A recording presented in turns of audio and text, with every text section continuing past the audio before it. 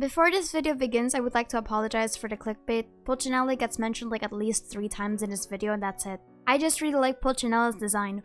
Welcome to the final video of the Harbinger Week special, and today it's finally time to theorize and speculate on what's next. In the past few videos, we've been wondering about the Harbingers' history and their current end goals, but what about the things they're planning to do once Sumeru comes along?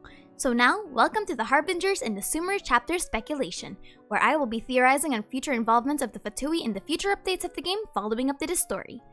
Disclaimer: this video will not be discussing any leaked content and will just be based on my personal speculations from other videos and discussions that I've made or alluded to in my past content. Plus, I will be incorporating other information that we've seen from the world quests and hopefully come to a logical argument. So, let's begin with their future plans for Sumeru as a collective.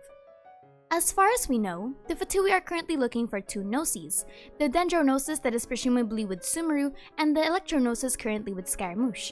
But we also need to establish that the Fatui aren't one-tracked in their goals. Sumeru plays a large part in establishing the Fatui's scientific advancement and maintaining a valuable resource in the academic field.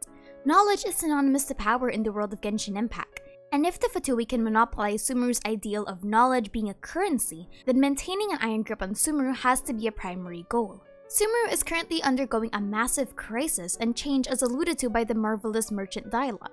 An ominous aura is currently lingering in Sumeru, and prolonged stay there might be dangerous. Whether this strange crisis is man-made or divine is unknown at the moment, but we are aware that Sumeru might have the biggest involvement of the Fatui thus far in the series. The Sumeru Academia, the largest scholastic institution in all of Teyvat, was connected to at least 2 Harbingers that we know of, Dottore and Senora.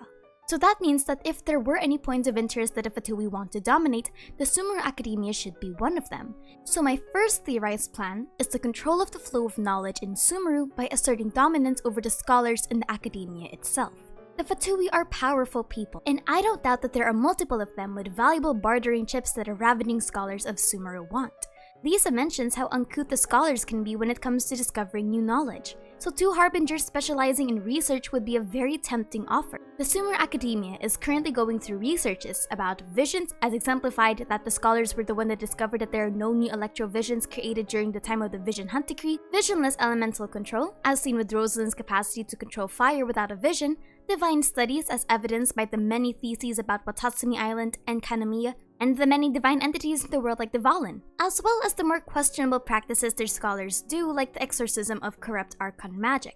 It's already possible that the moment we go into Sumeru, a majority of the scholastic community has already been converted to the Fatui side. In the manga, we actually already saw that the Fatui have incognito operations where they experiment on Sumerian citizens to test out their Archon residue.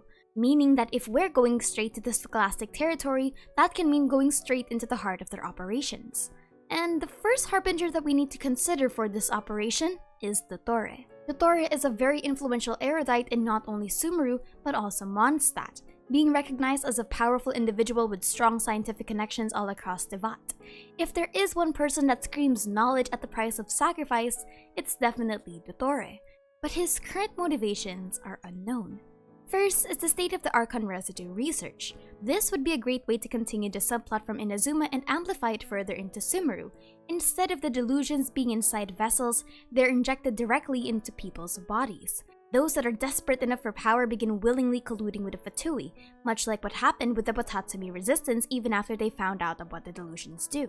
But the thing is, the current state of the underground Archon residue researches are unknown. And if Dottore abandoned them altogether after killing the person in charge of those operations is unconfirmed. But I don't doubt that the Fatui still have underground operations somewhere that might be either controlling the surface knowledge or continuing the black market plot from Inazuma. Their motivations for the delusions don't seem to dwindle even a year after the manga, so that's still an interesting concept to return to. The second plan that is connected to Dottore is the burning of the mysterious tree in the trailer. We know that there's a prosthesis of Dottore that is currently working in his mission of blasphemy, and that segment of him is standing in front of a burning tree. I believe that this tree is the narrative equivalent to the Tree of Knowledge in most mythologies. In Genshin, trees have a lot of symbolism given that each nation tends to have an important tree connected to their history. And if the nation of wisdom and knowledge and plants don't have a Tree of Knowledge, I will be horribly disappointed at such a missed opportunity. There's also a fascinating legend from the Iranian epic Shahnameh called the Cypress of Kashmar, a mythical cypress tree of legendary beauty and gargantuan dimensions. Whether this has connections to this tree is unknown, but I do have a lot of questions about this. Is this the present or the future? Is the tree currently on fire, or is this a premonition and that's why Clay woke up in the trailer? Regardless, why Dottore would want to burn this tree down is unknown. My personal speculation is if this was a tree of knowledge, this is a surefire way of incapacitating Sumeru's independence and also terrorizing the Archon. This could easily be a threat for the Gnosis or general control of the nation. This may also be a way of getting the gods' attention, given that the trailer says blasphemy. The Tree of Knowledge could be Sumeru's last connection with Celestia, given that the themes of gardens and trees are in tune with Celestia being the garden of the gods. Another is that this could be for petty revenge and self-gratification, a power move motivated by petty spite for the gods and an assertion of dominance. Perhaps this is an active threat to Kusanali, and if she doesn't give him her Gnosis, the whole nation is doomed to fall. However, I believe that this scene in the trailer hasn't happened yet, which is why Kale had a premonition in the form of a dream. I think it's too suspicious for the Fatui to engage arson without being detected by anyone or anything. And from the way that Tignari and Kale are supposed to be rangers, or that characters like Sino are scholars of the academia, you'd think that they'd have an idea that an ancient tree in Sumeru is burning down. But the third part of the Dottore's plan in Sumeru may be just research. As I've said, if the Fatui are able to establish an iron grip on the scholars of Sumeru, it would be because of the Dottore's influence. Dottore is capable of human enhancement and autonomous simulacra. I don't doubt that there would be some foolish individuals that are motivated to join his cause, whatever that may be. This one is going to be an interesting one because I don't think he'll play that big of a role in the overall story of Sumeru, but instead continue from where the 2.2 event left off. We know that he's currently being sent around to Vat to search for Scaramouche and the missing Gnosis. The most will probably see him as a cameo in the Archon quest where we get reacquainted. But Tartaglia himself is aware that we're currently on the hunt for our sibling, not the Gnosis. But in all honesty, it would be unrealistic to consider Tartaglia as being sent alone to find Scaramouche for the Gnosis. Consider this, while Tartaglia is by no means weak, his current 3 forms would be no match against the puppet of the Electro Archon amplified by delusion and presumably a Gnosis. Additionally, Tartaglia's mortal body doesn't have the same time experience as Scaramouche's century-year-old puppet self, and we've seen Tartaglia's raw strength sap his own energy. In a battle of attrition, Tartaglia would lose. Which makes me wonder if the Harbingers intended to send Tartaglia to Scaramouche, but if they were willing to bet that Tartaglia could escape in the event the battle becomes too much for him to handle. We've seen that Tartaglia has the speed of lightning and can disengage from fights he can't win or don't want to prolong.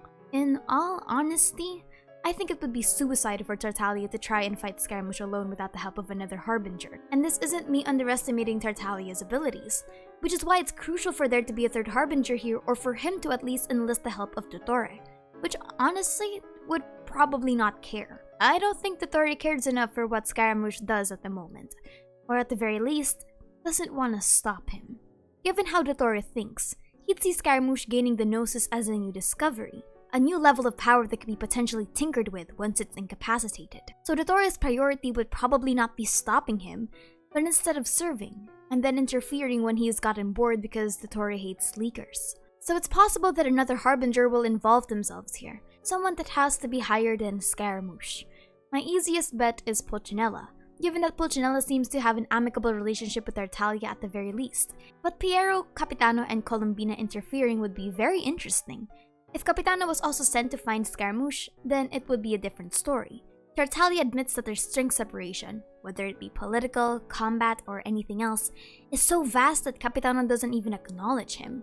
But on the other hand, if they did send Colombina to retrieve the Gnosis alongside Tartaglia, then we might be able to see her potential on the field, if she really is as frightening as Tartaglia says she is. But alongside that, what about Scaramouche? We will assume the best and say that he didn't just die in a ditch. He's currently left in Azuma and heading off to another region that we can only hope is Sumeru. But the question is, why go to Sumeru? Scaramouche would honestly be better off going to Liyue if he doesn't want to be spotted. Mondstadt is crawling with Fatui given it's the city with the most political Harbinger relations. If what I said about Sumeru is correct and that the scholastic environment of Sumeru is infested with Fatui, would it be a smart idea to go there in the first place? And why Sumeru? Well, if he wants to harness the power of the Electro Archon through the Gnosis, presumably, the best idea is to find people who are knowledgeable of the divine arts. Practically, of course, not theoretically. The people of Sumeru would have practical knowledge of elements beyond the other nation, even Albedo, who only mainly specializes in alchemy and chemia. The Sumeru Academy would also be the best place to learn about Celestia. Scaramouche is aware of the false sky and perhaps even wants to unlock the secrets of Celestia's history. Even without the Gnosis, I can definitely see him try to uncover the truth of the world by finding ancient and illegal texts through the manuscripts. Going to Sumeru would be his best bet when it comes to elemental enhancement outside of the Fatui, but it would still be a horrible gamble. Even if Sumeru isn't crawling with Fatui, the fact that the place is known as the land where knowledge is a currency would mean Scaramouche would have to give his trade secrets for the sake of getting information. He would have to disclose to the people that he wants to work with that he has the Electro-Gnosis, and that he can control Electro without a vision. That's very dangerous bartering, because it is as Dottore said. Conventional wisdom holds that divine knowledge cannot be rationally comprehended, meaning Scaramouche would have to dig far deeper for his search. In the PV trailer, it was said that he's conquering the divine gaze before making his next move. Now, here's what's strange. The Gnosis has never been called with an eye allegory. They're usually called treasures, wisdom, knowledge, but never gaze. It was always visions that were called this. The visions are what's called the eyes of God, but perhaps Dottore is just talking about the Gnosis in the same light, given that Scaramouche now has the ascended version of a vision. Venti does call visions archaic versions of Gnosis, so maybe that's the same logic? Maybe they're both divine gazes in a way? Regardless, Scaramouche's tale will most likely be among the Harbinger plots of the Sumeru story, and actually fits very well with the vibe that Sumeru has at the moment. A land of ravaging scholars searching for every bit of knowledge, even if it kills them. Quite symbolic for Scaramouche's current situation. Or, on the flip side, Scaramouche doesn't appear in Sumeru. We instead shift the focus to Dottore and his influence, and get the plot of the secret facilities in Sumeru that deal with human experimentation. It's very possible that the Harbinger boss of Sumeru might actually be Dottore's prosthesis, not Scaramouche, given that we're slowly gaining an idea of who the main antagonist of Sumeru will be. But yes, that's it for me today. Are you excited for Sumeru? And who do you think is going to show up in the future? And that's it for Harbinger Week! I'm so happy that they finally dropped everyone, but I think it's time to go to the main event of the year, Sumeru's drop. Next week, we'll be diving into Sumeru. Also, click the link down in the description below to enjoy your 10% off gamer subs. But yes, that's it for me today. Anyway, my name is Aster and thank you for chilling with me.